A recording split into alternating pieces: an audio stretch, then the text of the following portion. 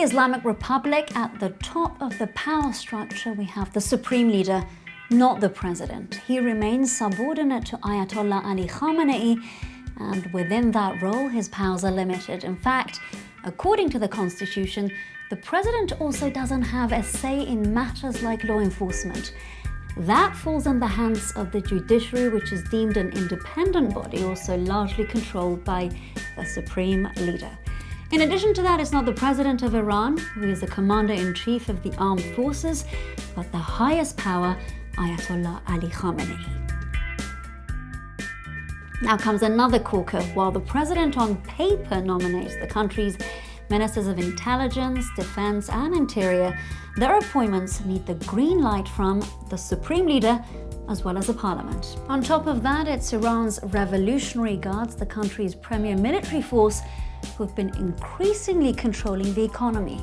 That's 25 to 40% today, and not the presidency. This powerful body also controls the paramilitary Basij militia, which is vital to maintaining the Islamic Republic's influence on wider society. Now, you may be wondering, how much power does the Iranian president really have? Well, he heads the executive branch of the country, and while a change in president doesn't necessarily affect state policies, he does have some room for maneuver. An example of that was the initial success of the Iran nuclear deal during the Hassan Rouhani administration. But even in that case, the accord, also known as the JCPOA, needed that final stamp of approval from, you guessed it, the supreme leader. Up next, we have the Supreme National Security Council, the SNSC, which determines all foreign and national security policies. Now, that body is presided over by the president of the country. However, all the council's decisions must ultimately be confirmed by Ayatollah Khamenei.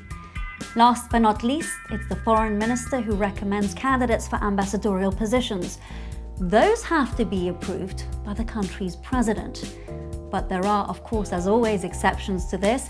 It's the supreme leader who has the final say on posts in Damascus, Beirut, and Baghdad.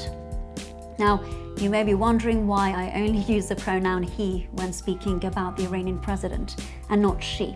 The reason for that is because since the establishment of the Islamic Republic back in 1979, no woman has ever qualified to run for president.